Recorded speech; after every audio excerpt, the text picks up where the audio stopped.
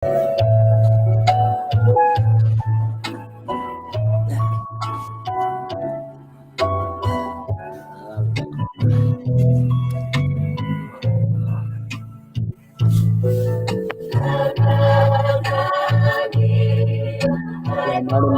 nih.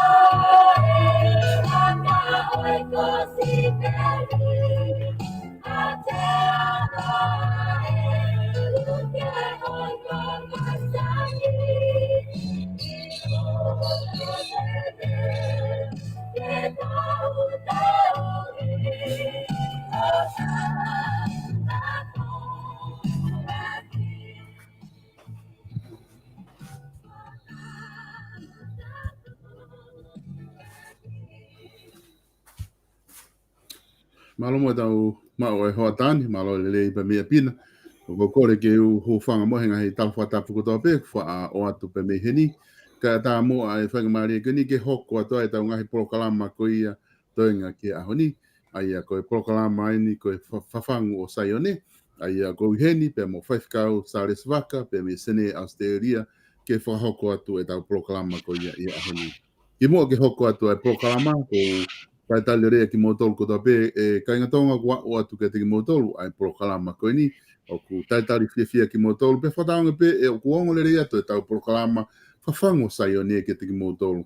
Ai ko POLOKALAMA wha weekend kuma o atu pe mei heni ai FAFANGU SAIONE pe ku whataonga pe o ku mohanga sea te tau POLOKALAMA ke tau inas ko toa pe ai pe moha taha pe e lawa ke a o atu ke ai POLOKALAMA ko ini o te tau pe i murini pia mo tonga foki. I he hoa ni foko fia ke taitali rei a whaifkau SALESI VAKA ki sene Australia o ngā koe whawhainga mare i ho taimi ke lawa ke whakakato mo whakahoko ai ta POLOKALAMA ko ia koe FAFANGU SAIONE whatanga pe ku rere pe ngā ue pe mi Australiana e whaifkau whewhe hake pe whewhe hake tūnga kui ai kainga lotu pe moe COVID-19 i Australiana i he ahoni. Malo pito solo i ko lau manu ia pe ko lau tāpua ki he pongpongini ko hi ko ausia ai kamataanga e ta POLOKALAMA ai au whahoko i he pongpongini ko ke whakakakato pe whatongia malanga ba mo ia ko wholofola ba mo ngahi pot ngā ue whakawhaito o a o whoki ki he tawhaaki o ngā ue pe ki he teknolosia i he hona malanga e ko speli mo ngongo lele. Ini sene Australia ia honi o ku lang taftonga o pito solo pe o ku mafana ia ko mau unwe nia ki he mahal pe mau degrees wa nima wa no he tai min fu mafana o pito ia pe o ku lang taftonga. Pe o lele e me ko do pe me sene solo. Malo pito ko ongo fa fia ia ai malawa ke mahino mai o ku lere toka maari e pe me ko toa pe me he kololahina pe me he kontinenti i sene Australia pe ke ngatai ko tau kainga tonga ko ia ku nau iai i hena o ku fa fia malawa ke mahino pe he foki ke tu ko e au langi taftonga e a ko konga ia taha o fia i he tu ko New Zealand foki ko mau ke lockdown ni pe i he level tolu o ku mau toki whanga ki mau tolu ke whakawa ai uipo e mau revolo ki he stage hono ua o revolo tolu i he tu site ko ia o wiki kahau ka ko e tu ia mau tolu miheni ko mau wau ke pāpā hia he lockdown ni na neongo ko tonga ini ku nau wako mo nau tolu ke nau lockdown ko nau lockdown ni wiki tah i he tu ko he tainimi ka ke ko e FAFANGU SAIONE ku tato ia o mai kia i he weekend ko taha ia ha me whawhiawhia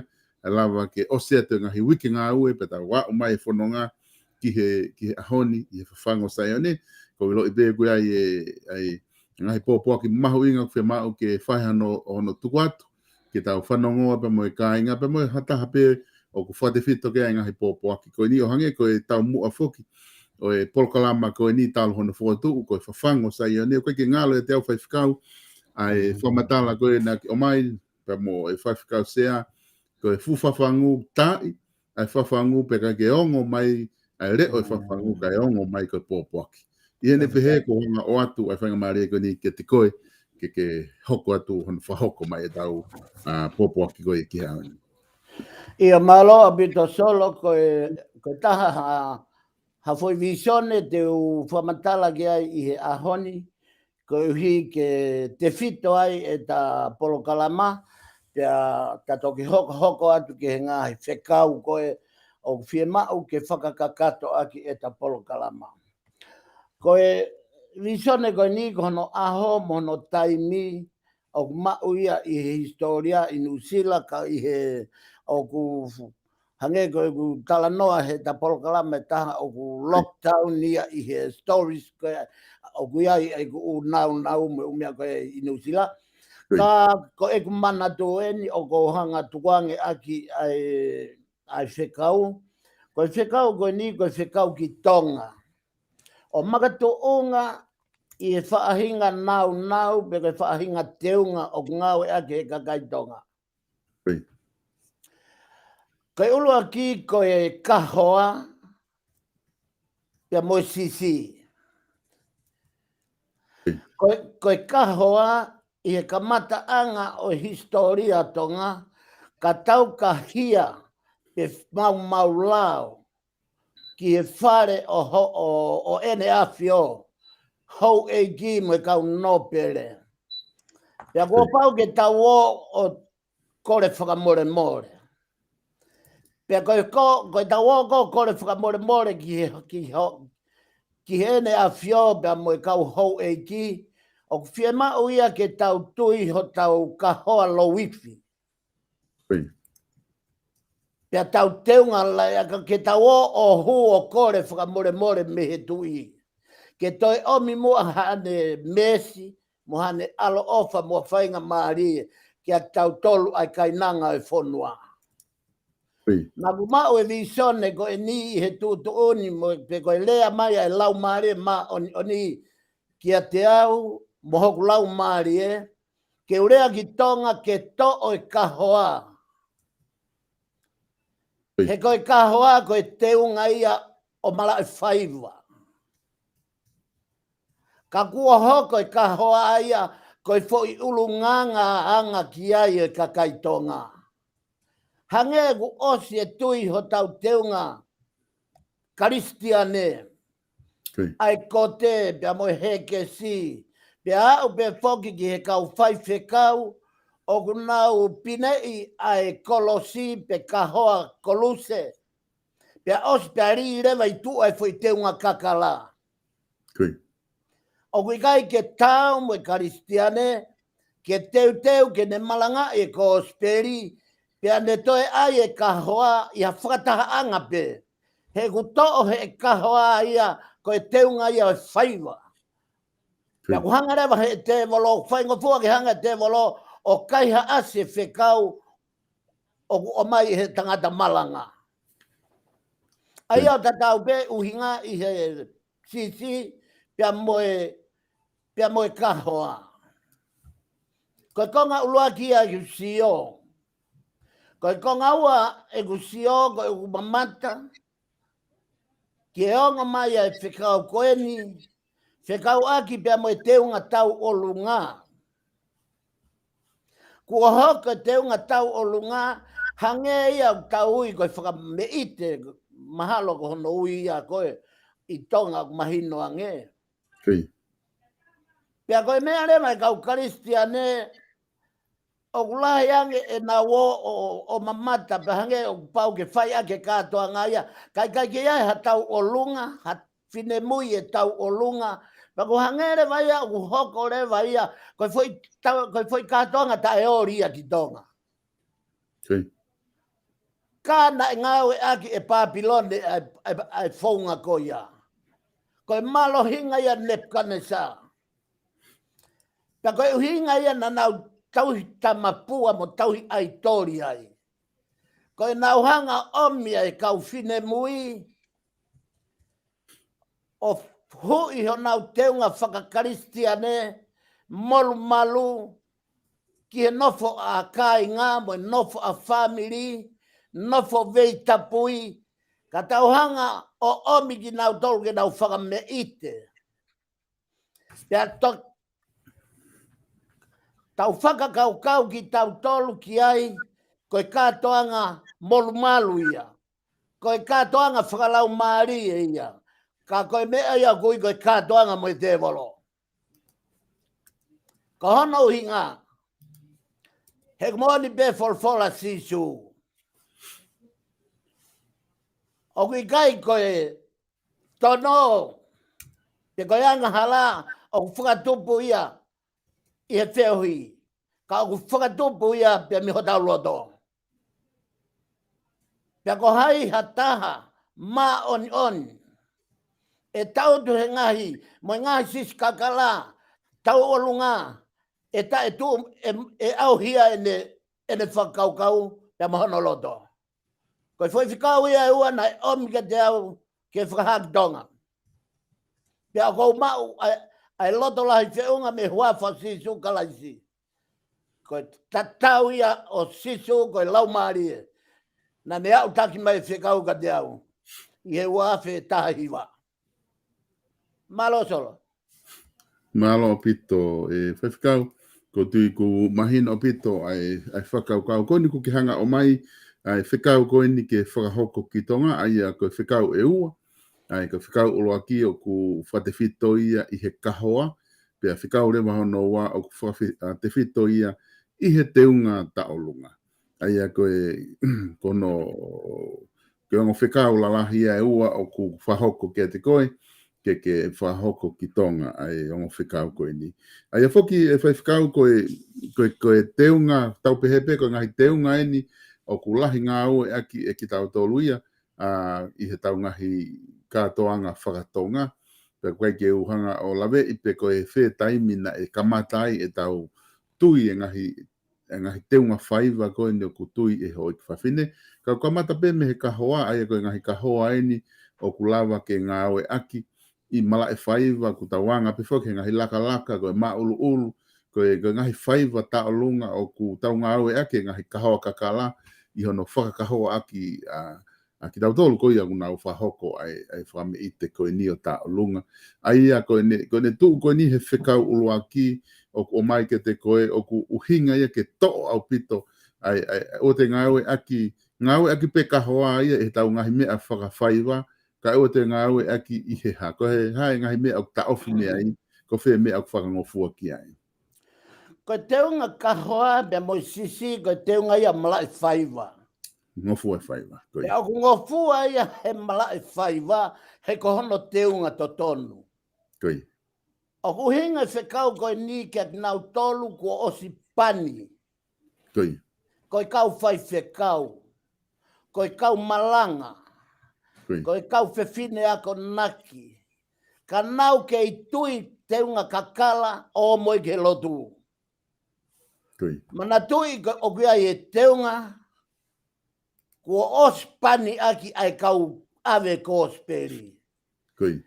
E koe taimi koe osi ai e tui e teunga kakato pea o a ufo ke kolosi hono pine i he kote. Pea osi ko ia peri mai foi ka hoa kakala ia. Ai au tau pehe tau tolu te tau whaka o tua pe te tau whaka te volo. Koi. He tau tui e teunga ua he taimeta. Kau tala mai he folfola. Tau hi peo tueta. Koi. Pea mahu inga u pito peia ke kau karistiane, ke nau teunga whaiva. Whata, ka e whai hono wheitu to tonu. Koi. Koe taimi koe tau teunga ua i ki he kōsperi, koe whehu i rewa. Koe hae tokanga i kakai, te tau tokanga ki kōsperi, te tau tokanga na toke namlelei mo whakao whaofai si fungani. Koi. Pea kune a au ai e iwi mo e malohi kōsperi. Koi. O ku mahina o pito e tarikoni ku ke o mai e whewhikau. E whewhikoni ku o mai goni a he kesi. I he taimi tau ngā ki he kesi o kulau he kesi ko ho tau kahoa, ku kahoa ho tau kia. Ko he kesi o ko manatu au e solo. Koi. Ki e whewhikau ko ia ko ikantari ai. Koi. I taimi na ne whai ai ne ako malanga pe area ke kau malanga koe. Mana tui o kou tō atu peau he ta whake sia sue siri ana. Koi. Mana tui o gai uhinga ia ngā sias ke he. Nau tolu ke teunga pe ahoni ia. Taua taina pe a ke he pe ke alu i kōsperi. O kai ke lawe i au pe teu tai hato kā te line. Koi. Ka kou whenga ke nofo i he whakaloloto. I he mea o kui koe konistu tona siasue siliana taua taina tonga heu kei tono ana ki pe hono whaunga. Koi. Tako e ako malanga nei whaia i kanina ne pehe. Kau malanga. Mo ai maha mo heges. Ke hai ho mo monga ke mahino koe monga ngahala. Hufanga e whakatapu. Koi. Koe lea nia i kani koe tau tangata nia fia me iai. Me he tau tangata o sau whau pula mo kau tangata ekna nau mamahi e nau tolu. Ae peo kei tauhia he ue siri ana. Koi. Mana tui koe kolosi koe taipe ia o kolosi kāre wareo pine i he kote kau whaite kau. Koe tam kau ria i e kaha asis kakala pe kune hangai a tāpuni. Ki he mamata ai kakai.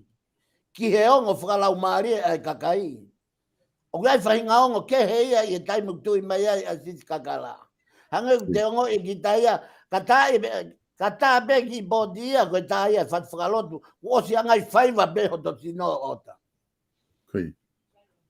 o ku ke ngo be he solo hataimi Ko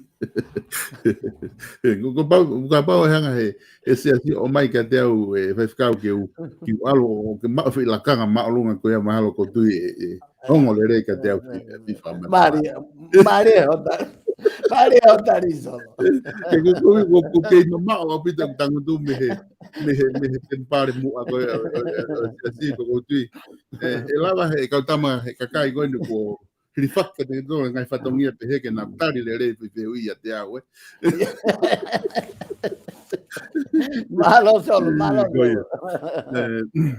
koe mahina pito vai ficar ai fatala no ko he konga ulaki ko ni tatala no ai i he kahoa ai a koe konga re hono wa koe teunga pe ke ngata ai ka te mahino ange i ho famatala mai ko ia o ku fama mafa o famatala i he me ko ni ko asi wesiliana ai ko ke tala no mai ai ho pe i ke ngata ai pa mo e konistuto ne ko ia ai ke atare nga hito nga ai he kai ke ko hinga ke ta ka kina do e tu ko teunga ta alunga imagino pe foki vai ficar teunga ta alunga ai ko una ngau aki no mai teunga mai nga hilai aka pe ai o fa teu o pito make he ia me teunga ko ia tau tu he faka aho pe mai le vai teu ia ki ai ho fa fine o fai aki tau ta alunga he ngai ka toanga ko hotala no ko ni ke teunga ke te ki famala ala pe mo teunga ko nga ke te mahino ko uhinga ko ia ko fe teunga o ku tala no ki ai ke o ana ngawe aki ke lotu kai ave pe ki mai faiva ia solo o fafofa bito ai fehui bak mahu inga ho fehui ko hi ke to gi mamange ko hi na confuse kakai ko no inga manatui o kawia ho tau ulunganga whakafonua. Ai mea koe kātoanga. Kātoanga he lea kehe. Pea koe kātoanga ia peia nai kamata pea e whare o haa mohe o fō. Mohe kau ho weiki. Pea he kai ke lava ia ki. O kia i pe ngahi mea ia ke tauhanga o Sao Paulo. Ka kuia e ngahi mea ia he kai tau lava tau tolo tuku. He koe whahinga whakalangi peia na tau whai ki he whare o tu i moho nau hako, pe ai ka ngatai ka hoe ki, ka no pere, me ka maalunga e whonua. Ka osi mahino au pito pe hona tūkunga. A whare lotu, pe ko SAIONE. Pea mo whare whaiva, pea mo malai whaiva. Pea ku atai karistiane ia ke o ki malai whaiva. Mo whai ai ngā ue koia. Koe taimi kau tau tui ai si whakatonga i kua huu mai e whare lotu. Patonga ko huma ia ki whai lotu, ai sisi, pia moe kahoa, moe umea ko ia, pia au beia o whakahoa ke tangata malanga. Ko tala noa aku ai. Ka kui kai ke uhinga nia, ai koe tau pepe, tau tolu ka paku hono Sao Paulo. E tau hanga Sao Paulo, ke mahino, ai feitu mohono feitu, mohono koloa. Feitu mohono teunga. Ko hike maa vahe, whakatonga e mea koe ni, kua o eni hange pe koe mea koe ni, tau au ke tau ngai floati, tau ngau e aki he, ai kahoa, ai pula, ai pepa no tau, pea osi, pea au pea tau fola e tau tolu mo koloa whakatonga ai. Kia te au pea moe mama e lot whakaristiane, he kai ke te whanua ia hange ko tonga, pea na moe Pasifiki, o nau whai pe mea ko ia. Ka ku kau ia ke he kuongo ia ak whakalau maari o tō mui au pito civilise ki tonga. I he taua o ke whainga te unga pe he. O hiu hange tau toi fusima e tau tolu ai kuonga koe o e tae mahino. Ki he fu kuonga mama. O kai kwa mea ke tapu ka au te o whakailonga. Ka kua uia ku hange ia ko ha tau ngai fu o tua. Pea tau toki tau o lunga takai he fu loto lori. Whatonga i solo tala noa ko tala noa he malai o lotu. Nofe malai lotu. Mono whainga whakalangi, mono whainga natula, mono whainga iwi. Ma whai e o tua. Ke kei o tua be o tua. E tuanga taulunga whakafonua ke tauanga whakafonua. Ka ua mixe whakaotua me whakafonua. Mari. Koe taha whakia mea mahu inga e whaifikau. Koe ngā ko taulunga whakafonua ko ke o si mea ipe. Koe taha ia ngahi pouturiki o ku whate whitoa ngahi mea lahi ho tau whonua e tau ho tau ulunganga ma ngahi toonga pehe tala i ho tau tonga ku hange koe whai ka wei koula ma ngahi mea pehe.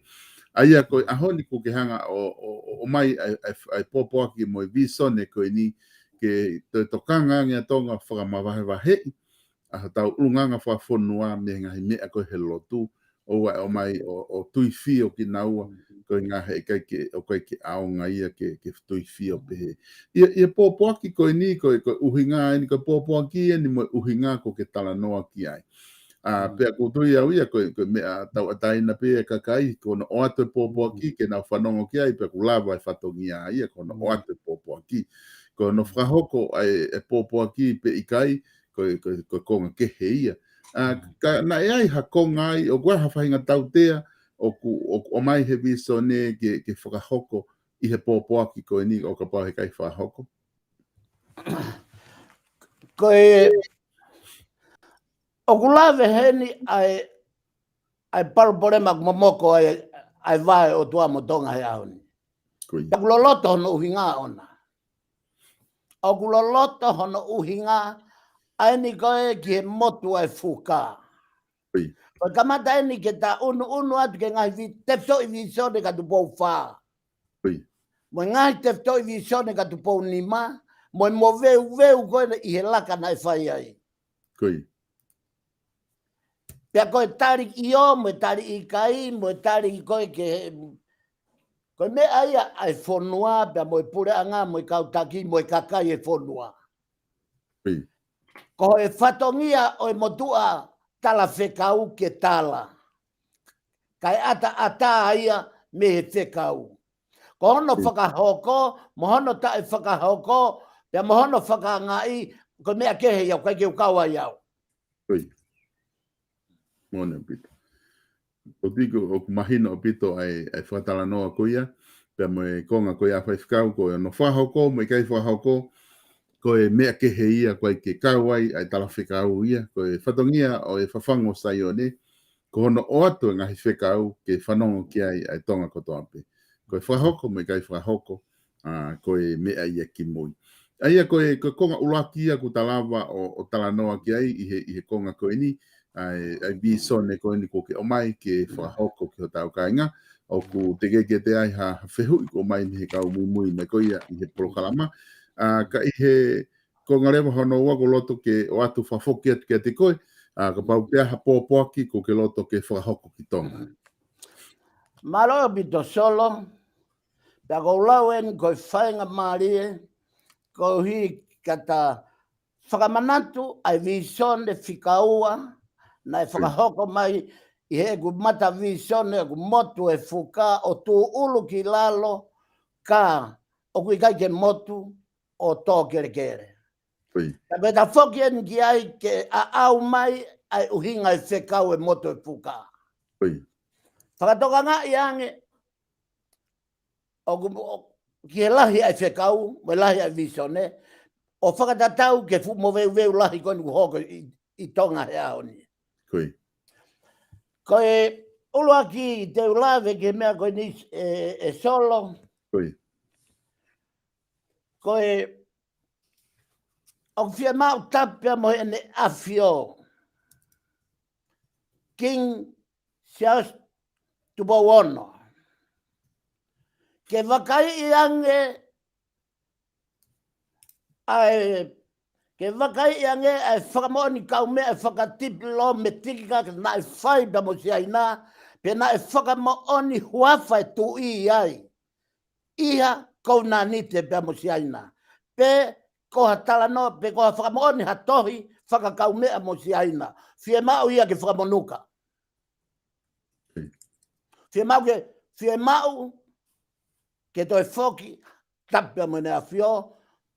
Ya tap mo lau mare mao ni oni ya ne a fio mai lau mare mao ni oni kai whakahoko i whekau. Fie mau ke whakamonuka e tohi ko ia. Ua.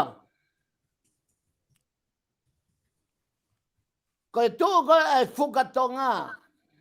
Koe whukatonga, ko hono lanu koe hine hina, pia moi kulo kula.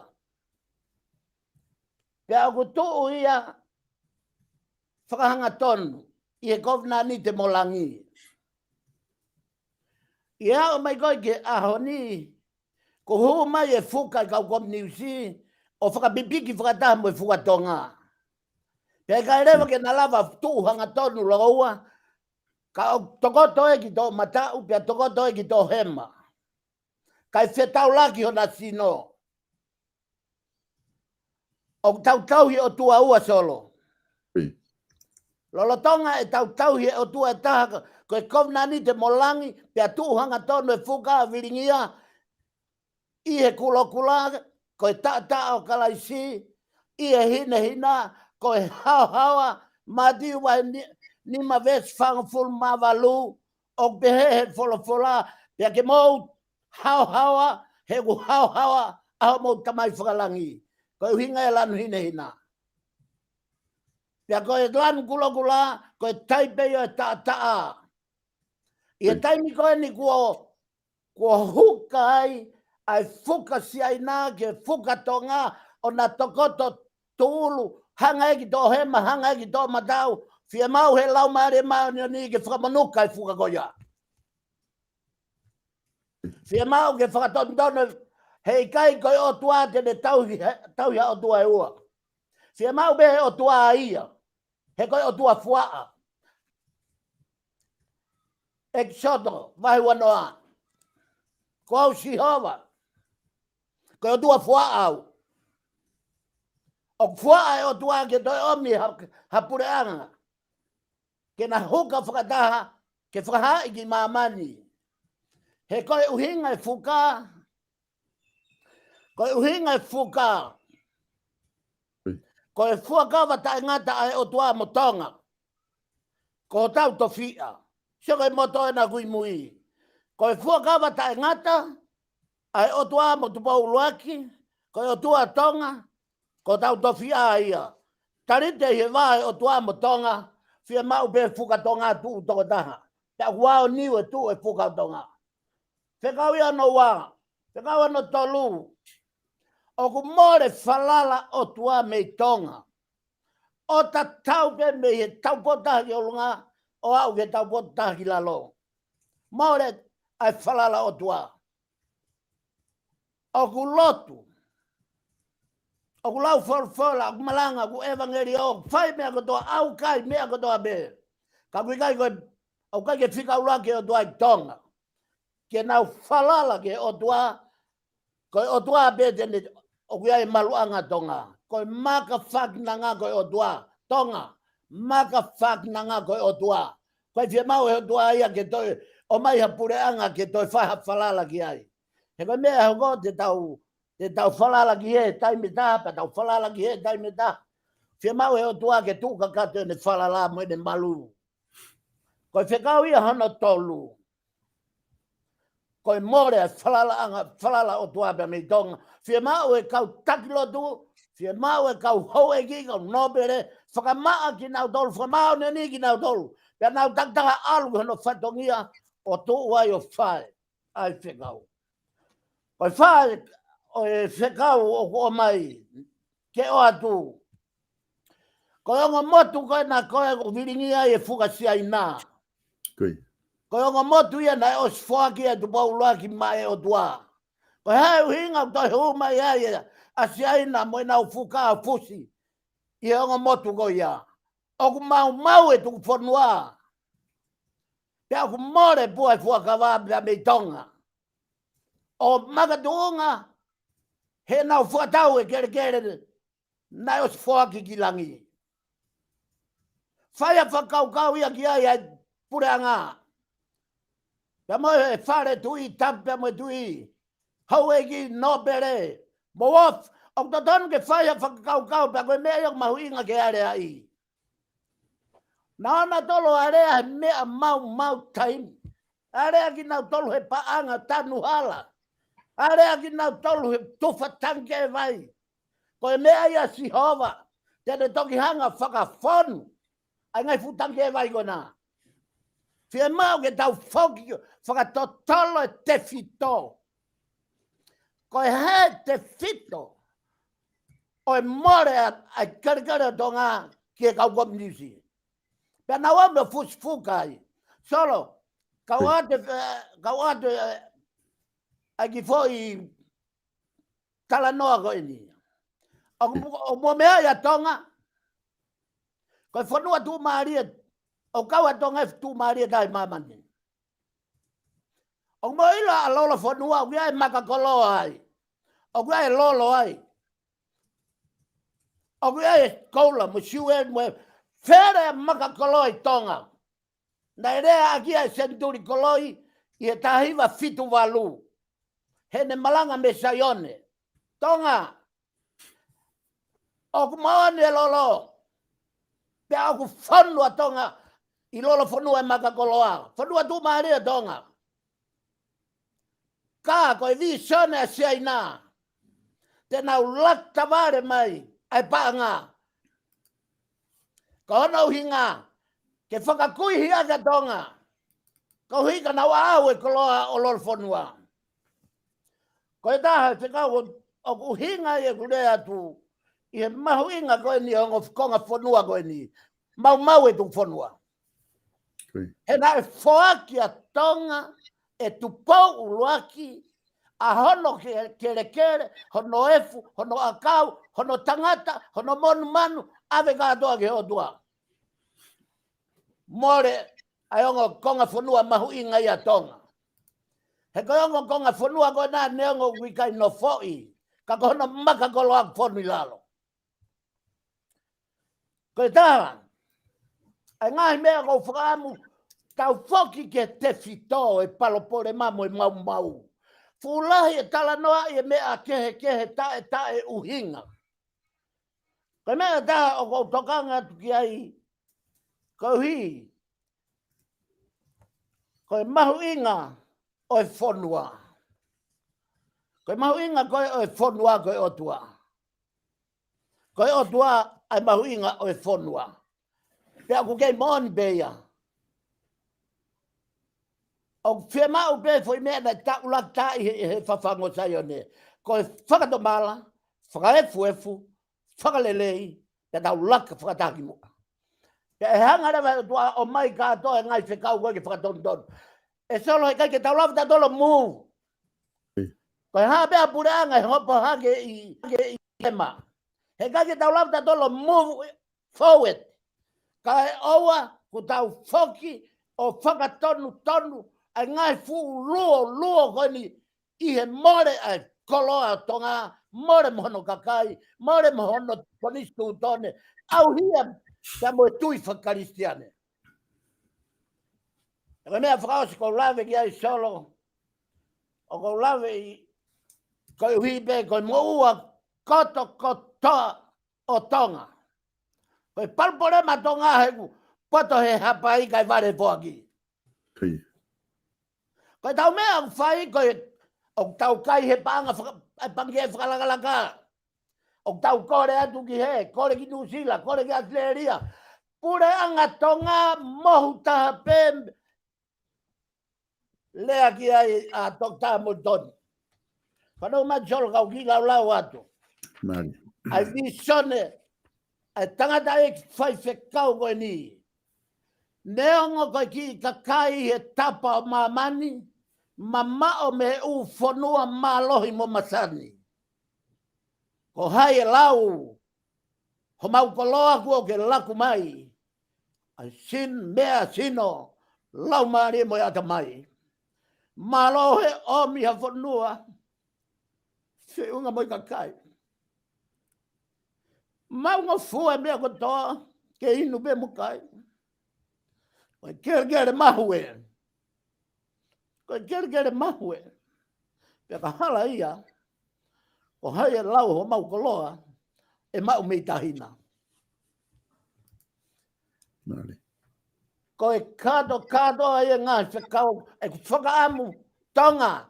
Tai maua se inaka tau tū tau a taina. Koe pureanga pe alo sio e pureanga I e fili nove ma pe alo sio fe mo wa ke ta laki fina ngalo pe hoi fua ma langi ai. Au mo ilo me na gui ko kai ha ho ta mari. E tau hapai peo tau ho tau ni ma ke tau kore me a pe me tua pureanga kore ke panke kore ke kakai. Pe palpore mai o tonga he aho ni. Kato ai ngai whikau gani nima ko o atu. Ka pau e whai a whakalelei ki ai. Tau toi, te tau laki mo o tua. Te e kei, he ala mai o tua taki ki tau tolu. Whakfok tau tolu ko tau kere. No fo malu ai. Whaknanga ki o tua mafi. Ko ia be solo. Malo apito, whaifkau, koe ku tui o ku maho inga o pito ai e whikau ko ni ku ki hanga o mai, koe I he no to o me lala he ngai whikau ko ia. Ia whoki o ku whawhalala whoki whikau ko ni ka pau na e mahino ki ho ta kainga whanongo, na iai e visone na ta talanoa ki ai I he ta fofua polokalama, mga he polokalama e fofua polokalama e ua ki mua. Na ta lok whahoko he whafango SAIONE na ta talanoa ai ki he visone ko ia na ki whahoko ke te koe ki a tupo wha, pe he whoki ki a tupo nima. Ko taha ngai visone ko ia, na e motu asia e whikau ko ni motu e whuka o tū ulu ki lalo o tautau kai ke tō ki kere. Ai koe ahoni e ni ko ta whoki mai ahoni e whaifkau o tō mai e whaikonga ko ia o whakaloloto ai e whikau ko ni ke whakaongo ki tonga I he motu ko ia e whuka o tū ulu ki lalo me he ulaki visone ko ia na talanoa ki ai. Koe ulaki koe kuna ki hanga o mai, angai koe ia ku whanongoa hatau kainga, koe visone ki tupo wono, koe ngā ke wakai ai whakamo oni whakatiplometika mo siaina, mo ngahi tohi whakakau mea, pera pau o ku iai ha whamo oni ngahi talite pehe, pia au ku fie mao ke whamo nuka ngahi talite ko ia. E whaiwhakau, ulahi pefoke ai kakai ia, o ku na ostala noa ki nau tolu ia ke hei me visone ke ngahi palopalema o ku hoko I tonga. I he taimi ko ia na e whakaata ai si kakai koe ni koe kakai siaina ke nau moi pure anga siaina ke nau unu mai ki tonga. Ai na e kamata pe ia I he tau whatau passporti o whatau ngahi passport lahi ki he kau siaina pia hoko mai ai hono whakaata ki nau tolu ke nau wholau mai ki tonga. O koe pe ni ihi o nau nofo ai, o whao ngahi business, o nau whalere ene, o nau pure I ngahi whare koloa, pia keiki ngā tai ka aku unu, mwai ngahi tokoni lahi e pure anga siaina ku nau whai mai ki tonga. Ihe ngahi mea kehe, o au ke ngahi tokoni VAKA, tokoni ke ngahi palau, ke ngahi koloa mai mea aku unu mai, ko whanua tu umaari e whuke siaina. Aia koe visone koe ni ka to'o ki nau tolu mei tonga, I o whakaukau o ku e ala whaingofua nei ai ke hono whakahoko. Ko ilo te au ke tala mai ko e whatongia FAFANGU ko hono whakaongo pe. Ko mea ki hono whakahoko pe kai whakahoko ko mea ia ki mui pa ko mea kehe ia. I o wakai koe ki sia ina neon kaha uesia a pure anga he whanki to o whakako ia e uesia ia ngahi mea. Ku ke pehe I he tuk koe biso ne o ku fia mau ia ki whakamonuka ai whi whakaukau ia ku ia. Kai tu tau ataina pe tonga whaifkau Ia, e solo. Koe whakatoka ngā iange o ku kehe a tonga miha toi pureanga I mamani. Koi. Ko tonga ia o ku imisi Israeli ia. Koi. Pia ko hono kawe ngā ona koe otua, koe taipe ia pureanga e otua, koe pure pea e otua ki he kakai. Koi. Ka ke whakatoka ngā e taimina e huma ia a demokalati. Koe mea tatau pena e hoko he toi tapu he kuonga saula. Koi. Mo Samuela. Ai launga koe e kakai ki a Samuela, au nau loto nā tolu ke kai ke nau toi fie whakaongongo, nau toi manavahe nā toi whakaongongo ke otua. Koi. Kau nau loto nā toi ke whakanofa nau tui o nau tolu ia ke whaingofuange nau whetu taki. Koi. Pake mana tui e foi kore koe nai whaingi ke otua, pe talange he otua, alpe koe Samuela. Alpe koe whakanofa nau tui. Koi. O ki kai to ke ia mo tau kore ko ki hu e demokrati. O was whakata pe o tuai ke tau demokrati. Kui. Ko hui.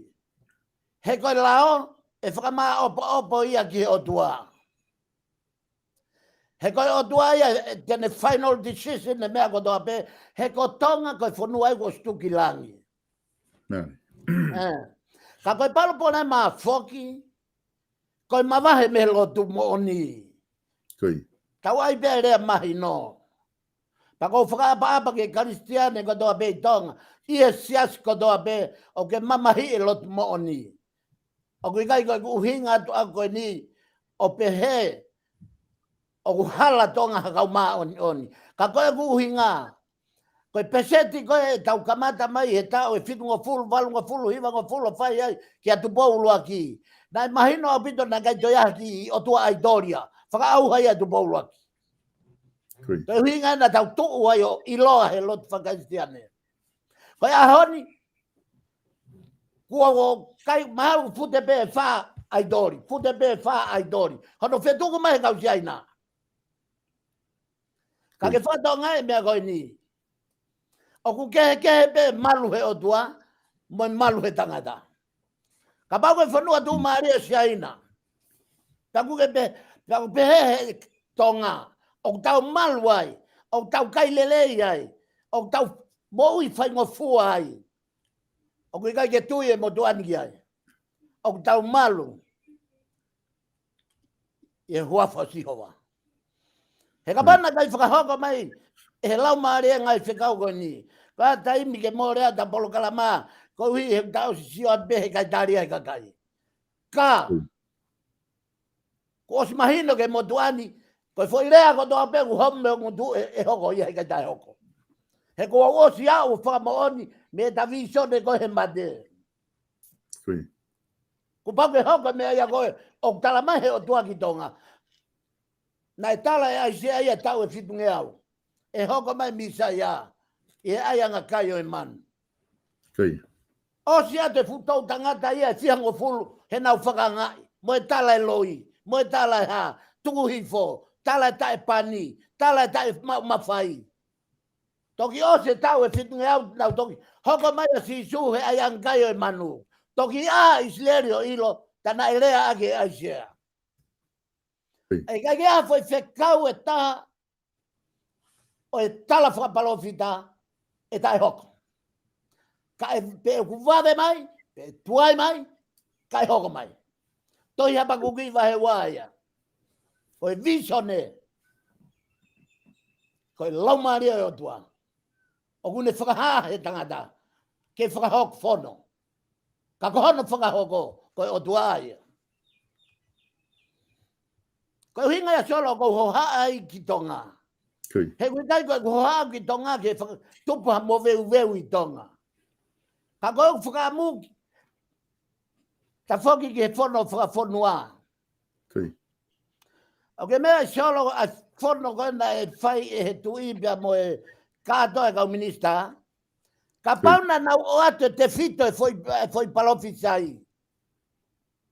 O ato hafi mei mo unga. Ke ala ke nau whai whono. Paka koe mea nau fie whehui ki a hafi mei mo unga. He koia na ne tuku a ki. Ai kau minista. Tuku a ki tapia mo e whare tui. Ai whare tui. Tau hanga tonu ato o atu ki ai ke. Alato nau face to face. A sioni baptaiso. Ke alato sioni baptaiso face to face. Pia mo he rota.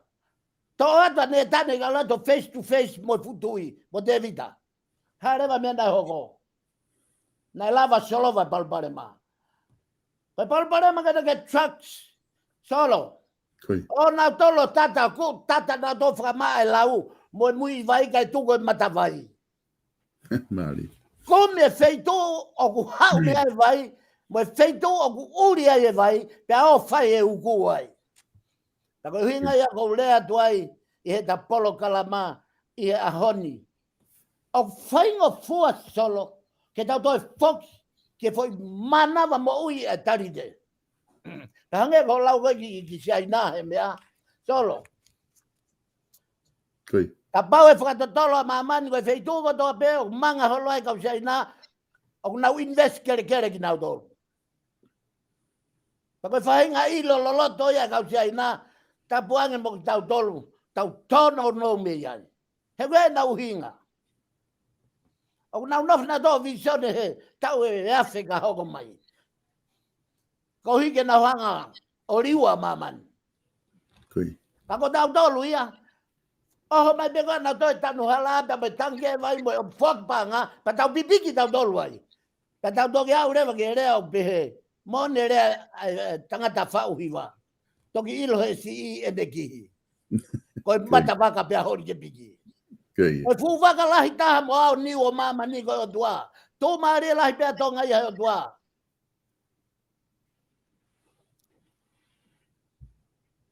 Marira. E whaiwhikau wha mahina o pito ai whamatala ku ke whahoko.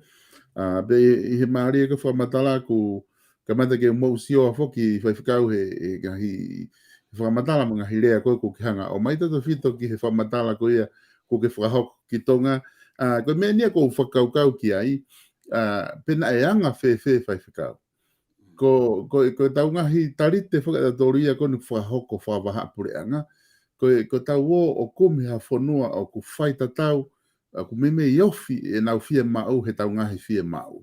Pea ngā po tau o rewa ki ai mo tau interest ko ia, o kumi mai whanua ko ia, o mai ke tau whengau e aki, he ku wā ofi e tau, te nau lawa o tokoni mai, e lawa he tau ngahi mea, tokoni ka teki nau tō.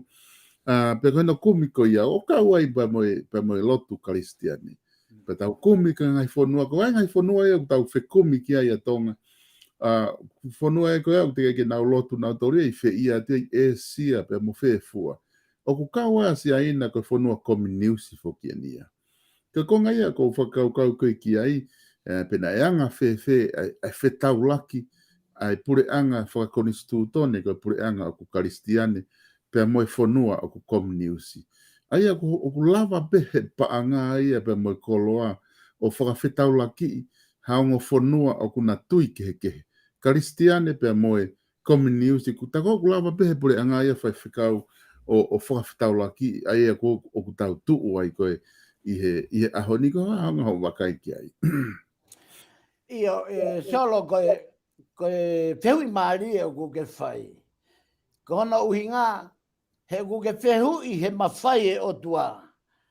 Pe lava be o tua ia o whakalelei e wā e karistiane me tai karistiane me komniusi. Pe koe ha ai whaunga e o tua tene lava whai ai whakalelei. Ka ke whakatoka ngai e solo. Hanga whakatoka ngai e wholofola. Koi. Koe wholofola au ka ia mea iai koe loi si mo loi lahi. Koe kehe anga ia e wholofola, pe koe otua, tap moe otua, moe human being, moe tangata. He ka tau luat peta tolu he koe ki mea pea ke ki de ei. Koe tau sio koe ki sia ina. Koe tangata. Koe i misi o tangata. Ka koe hi o tau malangai koe otua ofa lahi. Pea kune o whai a mamani, pea o whai moe whiri. Koi. Taha pe me whehi ai e o tua. O kune o whae e whiri, ka kune turi mo ka pusi e te volo. Koi. Whakatonga i komniusi, koe matu aki tamde e o tua. Pea koe uhinga ia, ai fulonga a koni he huhu mo mea koni o whai koe ni. Solo, tau ene tolunga fulo no whakahino hino i he motuani, ai mahaki whakaauha e tō. Koi. Pea mui mai, koe mamata ke sio ki he ea, hau ene he ea koe mon manu. Koe sio ke mon manu o whotunga whaki mea kai koe ni koe o kui i ho mau wheitu uni koe tā koe. O ku hupanga whakatapu, o ku wholahi o nonga whoi mata, ka ku nou no tino ki mui. Pa koe ku sio nau, kai nau hau nau tolu i lalo, pa koe nau hau e ea. Pa koe nau hau koe ea, ko na utama tangata. Ko ne paki ko ne tau be ana ia hata haulu, tau be ana da haulu, tau be ana da haulu. Pakamata le vai mui ia o whakatoto mai ai ngai malanga pe aku ia ki mu au kei lau maria ai whai whakau gona ko whakau saulala, liu whau saulala. Pakamata le vai malanga i o e ai mak whakauha pe ai me sai tolo te kai ke o si ia o ke tunga whai ngata ko ia he mau no whai o stos tamte na do ke te whima na do ke blaiseni i hemi. Whakauri. Ko tau ene whango fulu e whakauri heni. Pea os ko iana ko si au ke tunga ko justice of peace pe ko JB e wahenga me li pe hau me ai ki Cape Town to ai tau e ni mai. Na toki to ope JB ko inga ko ma wahe me no foi call goats. Ka ke ka ko hinga ta no ko poi ni ya. Ko e kutala noa ki me a whakaha o tua e hoko, hei kai tai hoko. Tako o kai ke toka ngau ke kakai gona nau here kusi ho loko e o tala e hamo. O kai ke poi ni ia. He kai here kusi ana ko ia, hei kai whaaki a iau. E whaaki a whatawhata e o tua. He kai o tuana ne whekau ke tala. Ko ne au me koe ke tai mini, ko ki whai me uhinga nau pente o atu ke talki i lave ai pe ai i he convicta hiwa. Na tokoto e tahine i whare mahaki, na albe ne sivi tok mahina e ki novema. Aloha tu ia, o sivi he specialist, tangi he specialist, o gai mea ku whihalaki. Pe ta i hanga toni pe ia ki whare mahaki. Ta i peko ki whare mahaki, kai whekau, he kai ke na toi awhi a, ko whai taloa peko me he office ko ia ki whare mahaki. Nā tu o simau mai whare mahaki. Nā peko ia o whae nau to'o na tolo wha mawai e wha e mo e be mo i lele au pito pe una o se ata mai na aho pe u ai pa na ata mai ka koe tala noa ki ai ke mea koe ni solo na i whakawhihia i na ua koe kai ke na huhu i whare mahaki pea tu unia ke na huhu ta toki saini e toke tā whakata o i whare mahaki ke na huhu ki tua na nau whai ai mo ki ofe fine. Na walo ai ko ya ha e kau toke ta alo ke toke ta pure ke toke ta ia ngai district ko o director ke ngai district la la ko ai va henga na New South Wales o ha toke ta ko ya he me o tala no mo ia bandarange na ne tala no nga don be ya e solo kau fi ho bia he ne gi fa matala gi au sia ko ne gi au sia na ne biang ke toke ta kapau te mate he ahoni. Pake hanga ave au ki he wani. Te upea he ahoni huhu au. Pakapau rewa ko mowili mai te malu i hoku sino ko uhina ku mate. Pakakua mate he ahoni te molava ave au ki he wani. Pe koe mate peo ngata pe whai toka i he huhu malu i kona. He koe huhu mo whai koe malu i kakano. Ka kui tai ko mo huhu ke malu i e tau whanonga ke mo ui o e pure anga taha. Ko le ni ta mono hanga do tu ke to ta pure o ai no ngutu be mai don't speak ta os pesai ni he form o ku ke be he ko hala ya ko ka pa ba ku ka fu ka pure o mama ni ko ha ke fangi ka pure atonga bo ka to ke ta atonga mon ka vinga tala no aquí solo ma pego malo kito koia e fai whakau ko ngā koe ta taimi ko i loi pe koe whakakau mahu inga whokieni ai koe taha ngai whakau na ki tala noa ke aho ni koe taha whakau mamafa ko wakai ki ai o ku more whalala o tua mei tonga mei he tau potaha ki olunga ki he maulala taha koe taha ia o whakakau mamafa o pito o ku tonu ke whaha tokanga mawahi ki ai o ku tau te whito pe ai more whalala koe ni mi hono whaata ko si aina ke nau fusfuka i tonga hange koe nake o mai o ku i kai ke lava ke tau ha o tua e ua i he taimi e taha pena ke o mai rewa ai whuilea mahu inga whakatonga koe maka whakinanga o tonga koe o tua Ai ko e whakaukau ia ko o atu ke whaos ko te whakaongo atu he whakaukau ko o mai. Ko ngā ke whaos ia ke ta POLOKALAMA he ahoni. Ai o ku o atu whainga maari ko ninga te koe whaifkau. Ke whama opo mai ta POLOKALAMA ki mo ke ta mawa he ahoni. Ka ta toki hoko atu I he wike kahao. Malo bito solo ko hange ko fo idea ko ia e solo. Koe. O ku oho ka kaitonga ko fie ko nau pore I he tonga. Koe. Ka nau o hofi te kolo I foi subject hala. Koe. Oho ki nau tolo whakafonua. Hai e tau wala ke pure ulu. Koe. Oho ki nau tolo he ako. I loa tonga ko kau pere no kau tongi tā kau palo fesa. Koe. Ko tonga na e tāpe ho tau ho tau tolu ia. Ke whanau I mai pē tonga ia. O mana wahe o tua. Koe. Pea koe mea ia o ku veteki ai e tonga ke alo whakamama mamani. Pea koe tonga o ku makehe pē ne rea ana he wholofola. He nai talu pē ne ako ana me ne kui, mo ne tamai hu whanga whakatapu. Ko murini ia o kui kai ke nau, koe kau me koe aluholo I he lotu koe kau whaiwhekau pē. Koe. Ka koe hui, pia moe kau karistiane ko nau mama he lotu. Ko tonga ia pe karistiane, pe tai karistiane, pe ku lotu, pe ku alu ki he lotu e sabate, ku osi whao fo I tui whakao tua ia, I he tonga kotoa pe. Koe. Ta koe kakai koe, o kai ke nau whakao whiawhi ke nau ngau e aki, ka whemea ku hinga kia apostolo. Ai mahu inga e tui. Koe tui, o ku ngau e tui. Ke tupu whakao tutu e tui, ai fu ai ki mei wite ko ia ke alo hoko ko ia kaulahi pe ke malu ai funga fonua mo pureanga fie mau hakakai mooni tui mooni ia moui ki tonga he kua mau lotu a tonga pe kuanga whakalotu a tonga kuanga I lotu a tonga ka koe tui maha ango ai tui pe koe kulea pe he hange pe koe ngai fe tōku aki holo a kautaki lotu. Solo, ko nau tolu ko toa pe o reverend.